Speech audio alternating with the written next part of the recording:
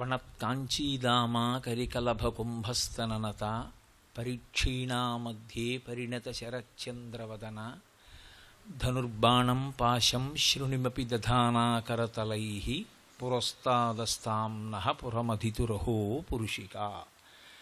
ఈ శ్లోకం గురించి నేను ఆ చిదగ్నికుండ సంభూత అయినటువంటి లలితాపరాభట్టారికా స్వరూపం చేతిలో పట్టుకున్నటువంటి ఆయుధముల వెనక ఉండేటటువంటి విశేషం గురించి ఒక విషయం గమనించవలసి ఉంటుంది. లలితా సహస్రనామ స్తోత్రంలో ఉద్యద్భాను సహస్రాభా అని మొట్టమొదట ఒకేసారి అనేక వేల మంది సూర్యులు ఉదయిస్తున్నప్పుడు వచ్చేటటువంటి ఎర్రని కాంతి ఎలా ఉంటుందో అటువంటి కాంతి ముందు వచ్చిందని, ఆ కాంతి తరువాత అమ్మవారి చతుర్బాహువులు కనపడ్డాయని వ్యాసభగవానుడు వర్ణించాడు. కానీ యథార్థమునకు చిదగ్నికుండ సంభూత అయినటువంటి లలితాదేవి యొక్క స్వరూప ఆవిష్కారమునందు అలా కనపడే అవకాశం ఉండదు. ఎందుకంటే కేశాది పాదాది పర్యంతం కాబట్టి వర్ణనం మొట్టమొదట కబరీబంధం కనపడాలి, అథవా కిరీటం కనపడాలి. అయితే ఆయన కిరీటాన్ని మొదట చెప్పలేదు, కబరీబంధాన్ని చెప్పలేదు. చెప్పకుండా ముందు చతుర్బాహువులు చెప్పే ముందు ఎర్రటి కాంతి చెప్పారు. ఎర్రటి కాంతి వచ్చింది, అది కూడా అనేక కోట్ల సూర్యులు ఏకకాలమునందు ఉదయిస్తే ఉండేటటువంటి కాంతి. ఆ ఎర్రటి కాంతి మార్పునకు సంకేతం. అందుకే సంధ్య అని ఒక మాట అంటాం, ప్రదోషము అని ఒక మాట. ఇదిగో ఈ వేళ కొద్ది ముందు కాలాన్ని ప్రదోష వేళ అంటారు. ప్రదోష వేళ అన్న మాటకు అర్థం ఏంటంటే దోషము అంటే సంస్కృతంలో చీకటి అని అర్థం. కాబట్టి చీకటికి చీకటి పడడానికి ముందు ఉన్న కాలం అంటే పగటి వేళ పూర్తవుతున్న కాలం, చీకటి ప్రారంభమవుతున్న కాలం. ఈ రెండు కాలాలకి మధ్యలో ఉన్న కాలం సంధ్యాకాలం. ఈ సంధ్య ఎర్రటి కాంతితో ఉంటుంది. ఆ ఎర్రటి కాంతితో ఉండేటటువంటి సంధ్య మార్పునకు గుర్తు. పగటి వేళ అయిపోతోంది, చీకటి వేళ ప్రారంభమవుతోంది. మళ్ళీ ఉదయకాలమునందు సంధ్య ఉంటుంది, అప్పుడు మళ్ళీ ఎర్రటి కాంతి. అప్పుడు చీకటి పూర్తయింది, ఇక వెలుతురు ప్రారంభమవుతోంది. ఇది చెప్పడం సంధ్య. మాధ్యాహ్నిక సంధ్య అని ఒక సంధ్య. సూర్యనారాయణ భగవానుడు తన యొక్క విశేషమైనటువంటి ప్రకాశమును ఉపసంహారం చేసి పశ్చిమం వైపుకి దిగిపోతున్నాడు అని గుర్తు. కాబట్టి ఇవి మూడు సంధ్యలు అంటారు. శంకరాచార్యులు వారి సౌందర్యలహరిలో పరమాద్భుతమైన శ్లోకం ఒకటి చేశారు దీని గురించి. అహస్సూతే సవ్యం తవ నయన మర్కాత్మకతయా అంటూ పరమోత్కృష్టమైన శ్లోకం. అంత గొప్ప శ్లోకం ఒకటి చేశారు ఆయన. కాబట్టి అది సంధ్య అంటే ఎర్రని కాంతి. ఎక్కడెక్కడ ఎర్రటి కాంతి చెప్పబడిందో అక్కడక్కడ ఒక మార్పునకు సంకేతం. ఇప్పటికీ కూడా ఏదో పెనుమార్పు తెస్తామన్న వాళ్ళు ఎర్రటి జెండాలు పట్టుకు తిరుగుతూ ఉండడం అది జరుగుతూ ఉంటుంది. ఆ ఎర్రటి తనం, ఆ ఎరుపు రంగు దేనికి గుర్తు అంటే ఒక మార్పునకు గుర్తు. ఏమిటి మార్పు అంటే యథార్థమునకు పరబ్రహ్మస్వరూపమే అయినటువంటి మనం జీవస్థాయిని పొందాం. నేను జీవుడు ఎందుకు పనికిమాలిన వాడిని అని అనుకుంటున్నాం. కానీ ఉన్నది బ్రహ్మం ఒక్కటైనటువంటి ఆ బ్రహ్మము ఎరుకలోకి వచ్చి అజ్ఞానము, మాయ, చీకటి తొలగిపోవాలి అంటే ఏ బ్రహ్మము నుండి మనం విడిపోయామో అదొక సంధ్య. మళ్ళీ ఏ బ్రహ్మమును మనము చేరుకుంటామో అదొక సంధ్య. మళ్ళీ ఎక్కడ నుంచి దిగిపోయామో అక్కడికి మళ్ళీ ప్రయాణం చేయాలి, చేసి అందులో కలిసిపోవాలి. అంటే బ్రహ్మము ఎరుకలోనికి రావాలి. ఇలా తేగలిగినటువంటి కాంతికి ఈ మార్పునకు ఎరుపు సంకేతం. అందుకని పరదేవత ఎర్రటి రంగులో ఉంటుంది, ఎర్రటి బట్ట కట్టుకుంటుంది, ఎర్రటి తామర పువ్వు చేతిలో పట్టుకుంటుంది. పట్టుకుని ఆవిడ, మనం ఒక మాట చెప్తాం ప్రార్థనా శ్లోకంలో, సింధూరారుణ విగ్రహాం త్రినయనాం మాణిక్యమౌళి స్ఫురత్ తారానాయక శేఖరాం స్మితముఖీం ఆపీనవక్షోరుహాం పాణిభ్యాం అళిపూర్ణరత్న చషకం రక్తోత్పలం బిభ్రతీం అంటారు. పాణిభ్యాం అళిపూర్ణ రత్న చషకం. ఆమె చేతిలో ఒక బంగారు పాత్ర ఉండి ఆ పాత్రలో తేనె అనుకోండి అప్పటి వరకు. ఎందుకంటే మధు అన్నదానికి వ్యాఖ్యానంలో చాలా విశేషమైనటువంటి అర్థం ఉంది. అందుకని ఆమె తేనె పాత్ర పట్టుకుంటుంది. ఇప్పుడు ఆ తేనె పాత్ర పట్టుకుని చేతిలో, ఇంకొక చేతిలో, కుడి చేతిలో రక్తోత్పలం బిభ్రతీం, ఎర్రని కలువ కిందకి వాలి ఉండేటట్టుగా పట్టుకుంటుంది. ఇప్పుడు ఈ తేనె కోసమని తుమ్మెదలు తిరుగుతూ ఉంటాయి. ఎవరు ఇంద్రియ లౌల్యమునకు గురైపోతారో వాళ్ళని అమ్మవారు ఎప్పటికీ బ్రహ్మము తెలియకుండా చేస్తుంది, మాయ కప్పుతుంది. అందుకే మహామాయా విశ్వం భ్రమయసి పరబ్రహ్మ మహిషి అంటారు శంకర భగవత్పాదులు. ఆమెయే మాయాస్వరూపిణి. ఆమె తెర వెనక ఉన్న ఈశ్వరుడు తెలియడు. ఆమె ఆ అవనిక పట్టినంత కాలం మాయలో తిరుగుతూ ఉంటాడు, ఇంద్రియ లౌల్యంలో. అప్పుడు తుమ్మెదలయ్యి ఆ తేనె కోసం తిరుగుతూ ఉంటారు. ఆ భగవతి యొక్క అనుగ్రహం ఎవరికి కలిగిందో, ఎవరు భక్తితో అమ్మవారి పాదములకు నమస్కరించారో ఆమె ఆయనకు జ్ఞానమిచ్చి శివుని యందు ఐక్యం చేస్తుంది. శివుని యందు ఐక్యము చేయుట అంటే జ్ఞానము కలిగి శివుడగుట. అందుకే శివుడు అష్టమూర్తి తత్వంలో ఉంటే ఒక శివలింగం పశుపతినాథ్ యజమానలింగము అంటారు. ఇప్పటికీ కాఠ్మండూలో యజమానలింగం, అంటే లోపల ఉన్న జీవుడు కూడా ఈశ్వరుడే. ఆ జీవ బ్రహ్మైక్య సిద్ధి కలగడానికి అనుగ్రహించేటటువంటి మహామాయాస్వరూపిణియే అమ్మవారు. కాబట్టి శ్రీసరణి అంటారని నేను మీతో మనవి చేసి ఉన్నాను. శ్రీసరణి అంటే ఏది మీలో నాలో ఉండేటటువంటి కల్మషములను పోగొట్టి మాయని పోగొడుతుందో, ఏ అనుగ్రహ కాంతుల యందు మనం తడిసిపోతే, మనం కూడా ఆ ఎరుపులో కప్పబడితే, మనం కూడా ఎర్రగా అయిపోతే అప్పుడు అమ్మవారి అనుగ్రహం కలిగిందని గుర్తు. అందుకే ధ్యానంలో అత్యుత్కృష్టమైనటువంటి ధ్యానముగా చెప్పబడినది ఏది అంటే ఒకటి, దానికి గురుముఖత నేర్చుకోవాలి. రెండు, గురువుగారి దగ్గరుండి దాని గురించి నేర్పాలి. దాని గురించి కొంత సాధన అవసరం అవుతుంది.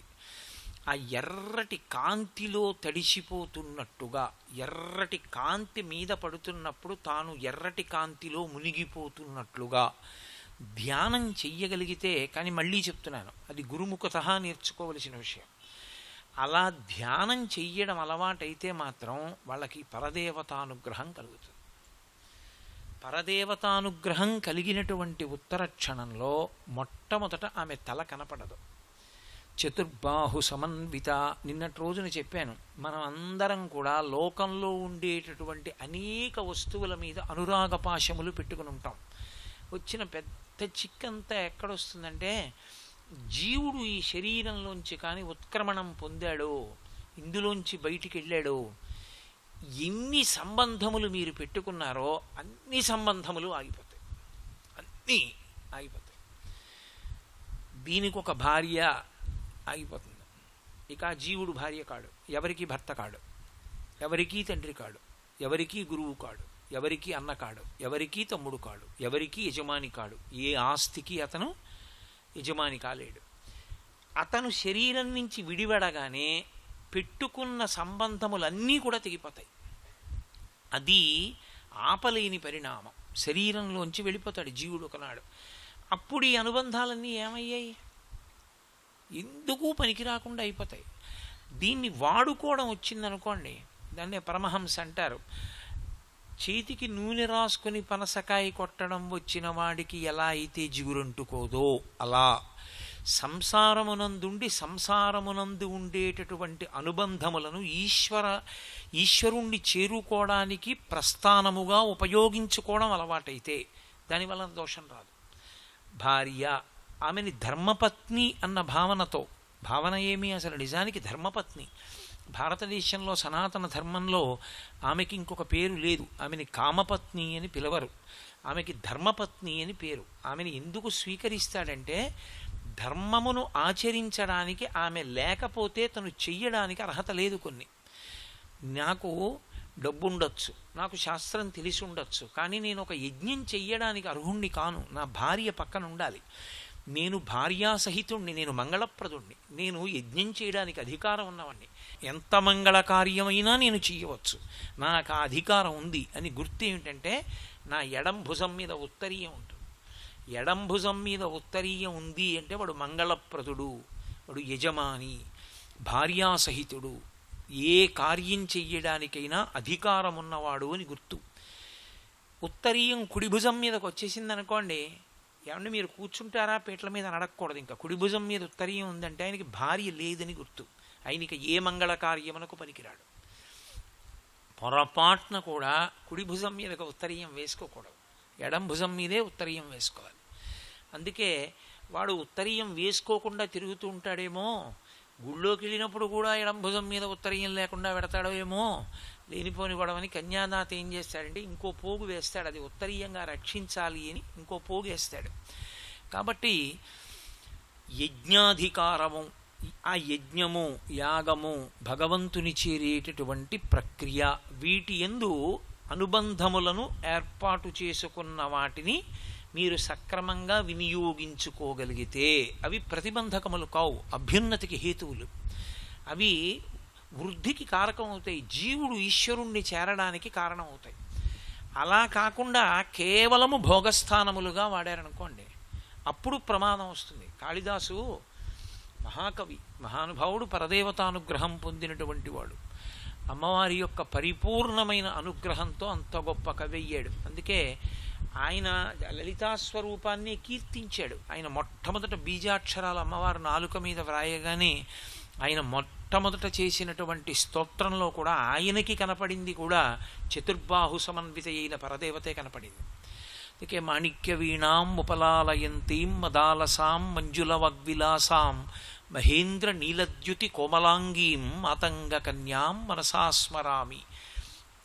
చతుర్భుజే చంద్రకళావతంసే కుచోన్నతే కుంకుమ రాగశోణే పుండ్రేక్షు పాశాంకుశ పుష్పబాణహస్తే నమస్తే జగదేక మాతః. అంటే ఎవరెవరు పరదేవతానుగ్రహాన్ని పొంది భగవంతుడి వైపుకు మారారో వాళ్ళందరూ పరదేవత యొక్క అనుగ్రహం చేతనే అలా కాగలిగారు. అందుకే కాళిదాస మహాకవి మొట్టమొదటి శ్లోకం అదే. కాబట్టి ఆ తల్లి పరమేశ్వరుడి వైపుకి తిప్పుతుంది. ఆ తిప్పడం ఉడుపు అంతే. ఆ బంధాలు అలాగే ఉంటాయండి, అనుబంధం అలాగే ఉంటుంది, భార్య అలాగే ఉంటుంది. చేతనైన వాడికి చేత కానివాడికి భార్యాస్థానం అంతే. కానీ ఉపయోగించుకున్నవాడు అభ్యున్నతిని పొందుతాడు, ఉపయోగించుకోలేనివాడు పతనమైపోతాడు. నేను మీతో ఒక మాట మనవి చేస్తాను, మీరు బాగా పట్టుకుంటారు. నేను ఒక తాడు పట్టుకొచ్చి దీనికి ఇలా తిప్పాను అనుకోండి, ఏం చేశాను? కట్టేశాను. ఇలా తిప్పాను అనుకోండి, విప్పేశాను. అప్పుడు తాడే చుట్టాను, ఇప్పుడు తాడే చుట్టాను. వ్యతిరేక దిశలో తిప్పితే విప్పాను, సవ్య దిశలో తిప్పితే కట్టాను. కట్టుకోవడం విప్పుకోవడం మన చేతిలో ఉంటుంది. అందుకే శాస్త్రంలో ఒక మాట ఉంటుంది, పట్టు విడుపు తెలుసున్నవాడు ఆయన అంటారు. ఏది పట్టుకోవాలో అది పట్టుకోవాలి, ఏది ఎప్పుడు విడిచిపెట్టాలో అది విడిచిపెట్టాలి. అందుకే కాళిదాసు రఘువంశం చేస్తూ ఒక మాట అంటాడు, త్యాగాయ సంవృతార్థానాం సత్యాయ మితభాషిణాం యశసే విజిగీషూణాం ప్రజాయై గృహమేధినాం. రఘుమహారాజు యొక్క గొప్పతనం అంతా ఎక్కడుంది అంటే త్యాగాయ సంవృతార్థానాం, చాలా ధనం సంపాదించాడు. దేనికి అంటే దానం చేయడానికి. సత్యాయ మితభాషిణాం, ఎక్కువ మాట్లాడేవాడు కాడు, చేతకాక కాదు, ఎక్కువ మాట్లాడితే అనృత దోషం వస్తుంది. గబుక్కుని చెయ్యలేని పని సరేలేండి చేస్తానని చెయ్యకుండా పోతానేమో అని మాట్లాడేవాడు కాదు. సత్యాయ మితభాషిణాం యశసే విజిగీషూణాం, దండయాత్ర చేసేవాడు కీర్తి కొరకు. ఎందుకని అలా కీర్తి కోసం చెయ్యొచ్చా అంటే భర్తృహరి సుభాషితం చేస్తూ ఒక మాట అంటాడు, భూపసభాంతరాళమున పుష్కళ వాక్చతురత్వమాజివాహాపటు శక్తియున్ యశమునందనురక్తియు ప్రకృతి సిద్ధ గుణంబులు సజ్జనాళికిన్ అంటాడు. చక్కటి కీర్తి కలిగి ఉండాలనేటటువంటి కోరిక ప్రకృతి సిద్ధంగా మంచి వాళ్ళకు అబ్బేటటువంటి కోరిక. వాళ్ళు కీర్తికి కళంకం తెచ్చుకోవడాన్ని వాళ్ళు ఇష్టపడరు. కీర్తి సంపాదించుకోవడం ఎంత కష్టమో కీర్తి నిలబెట్టుకోవడం అంత కష్టం. ఎందుచేత అంటే చిట్ట చివరి మెట్టు మీద నిలబడడం చాలా తేలిక, కానీ అక్కడి నుంచి జారిపోకుండా ఉండడం నేర్చుకోవడం చాలా కష్టం. ఏది నువ్వు సంపాదించుకున్నావో దాన్ని నిలబెట్టుకోవడం అశిధారావ్రతం. దానికి నియమముల చేత కట్టబడి ఉండాలి. అందుకు వచ్చింది ఆచారకాండ. ఆచారకాండని సదా పట్టుకుని ఉండి శౌచాన్ని నిలబెట్టుకోవలసి ఉంటుంది. లేకపోతే బయట లోపల కూడా పాడైపోతాడు జీవుడు. కాబట్టి గృహస్థాశ్రమాన్ని ఎలా వాడుకోవాలో తెలిసిందనుకోండి, సరిపోయిందంతే. రఘువు భోజనం చేస్తున్నాడు ఒక రోజున, భార్య వడ్డిస్తోంది. కొడుకటుగా వచ్చాడు. కొడుకటుగా వస్తే చూశాడు. ఆయన పూర్వం పురుషులు లాల్చీలు వేసుకోవడం లేదు, ఉత్తరీయం ఒక్కటే. ఆయన గుండెల మీద జుత్తుంది, కొద్దిగా వెంట్రుకలు కనపడ్డాయి. ఆయన గట్టిగా మాట్లాడాడు కొడుకు. భార్యతో అన్నాడు, వీడి కంఠం పురుష కంఠం అయింది, బాగా మగతనం తేరింది, వీడి గుండెల మీద వెంట్రుకలు వచ్చాయి, కాబట్టి వీడిప్పుడు రాజ్యభారం వహించగలడు. ఇక నాకు ఇది అనవసరం, నేను వానప్రస్థానికి వెళ్ళి ఈశ్వరుడి గురించి తపస్సు చేస్తానని కొడుక్కి పట్టాభిషేకం చేసి వెళ్ళిపోయాడు. అంటే ఎంతవరకు ఏ ఆశ్రమం పట్టుకోవాలో, ఎప్పుడు విడిచిపెట్టాలో తెలియకుండా అదే పనిగా ఒకే కారణానికి పట్టుకున్నవాడు ఎలా తరించగలడు? అలాగే ఉండిపోతాడు. ఏది పట్టుకోవాలో అది పట్టుకోవాలి, ఏది విడిచిపెట్టాలో అది విడిచిపెట్టాలి. నేను తరచుగా ప్రస్తావిస్తూ ఉంటాను ఒక విషయాన్ని. అందుకే కట్టు మీద కట్టు వేస్తారు తప్ప కట్టు విప్పరు. సనాతన ధర్మంలో కట్టు విప్పడం ఉండదు, కట్టు జారుతుందంతే. బ్రహ్మచర్యము ఒక కట్టు, ఉపనయనం చేశారనుకోండి ఒక కట్టు వేశారని గుర్తు. దాని మీద గృహస్థాశ్రమం ఇంకో కట్టు. గృహస్థాశ్రమం అన్న కట్టు వేస్తే బ్రహ్మచర్యం అన్న కట్టు జారుతుంది, ఇంకా కట్టు ఉండదు. అంటే మీకు బాగా అర్థమైందో లేదో, నేను ఇంకా బాగా చెప్పాలంటే, నేను నా కొడుకు గడ్డి కోయడానికి వెళ్ళాం పొలంలోకి. నేను అన్నాను, రే పాదుకున్న కాయలు కోసుకొస్తా, చీకటి పడితే కొయ్యకూడదు, 4 కాయలు కోసుకొస్తా, నీ గడ్డి మోపు కట్టరా అన్నాను. వాడు 2 తడపలు గడ్డి కింద పెట్టి తన మోకాలతో నొక్కి కట్టాడు. నేను అట్నుంచి వచ్చాను, వచ్చి ఇలా కదిపి చూసి, ఇదేరా ఇలా కట్టావు, ఈ గడ్డి మోపు నెత్తి మీద పెట్టుకుంటూ ఉంటుందిరా, గడ్డి జారి కింద పడిపోతుంది, ఇదేం కట్టడం రా అన్నాను. నాన్నగారండి నా బలం అంతా పెట్టి కట్టాను. సరేలే ఇంకో 2 తడపలు పట్టరా అన్నాను. నేనేం విప్పలేదు ఆ కట్టు. ఇప్పుడు నేను దాని కింద నుంచి తడప పెట్టి ఉడుపుగా మోకాలతో నొక్కి గట్టిగా బిగించి కట్టాను. కట్టిన తర్వాత ఇప్పుడు ఆ కట్టు ఏమైపోయింది? వదులైపోయింది. ఈ కట్టుతో ఉన్న మోపు పైకెత్తుకోగానే ఆ కట్లు జారి పడిపోతాయి. ఆ కట్టు జారిపోయినా కట్టబడిన పదార్థం చెదిరిపోయిందా? చెదరదు. బ్రహ్మచర్యాశ్రమం అనేటటువంటి కట్టు వేదాధ్యయనానికి, గృహస్థాశ్రమం అన్న కట్టు కామాన్ని ధర్మంతో ముడియడానికి. ఆ జ్ఞానం దృష్టిలో పెట్టుకుని ముడేయాలి.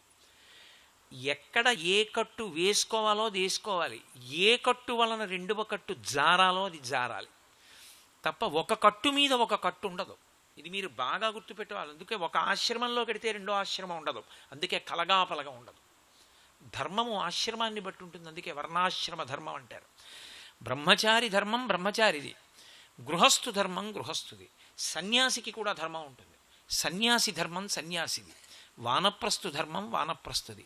సన్యాసి గృహస్థులా బతకూడదు, గృహస్థు సన్యాసిలా బతకూడదు. బ్రహ్మచారి గృహస్థులా బతకూడదు, గృహస్థు బ్రహ్మచారిలా బతకూడదు. ఎవరి ఆశ్రమ ధర్మం వాళ్ళు నెరవేర్చాలి. ఆ ధర్మమే ఈశ్వర భక్తికి మోక్షానికి కారణమవుతుంది.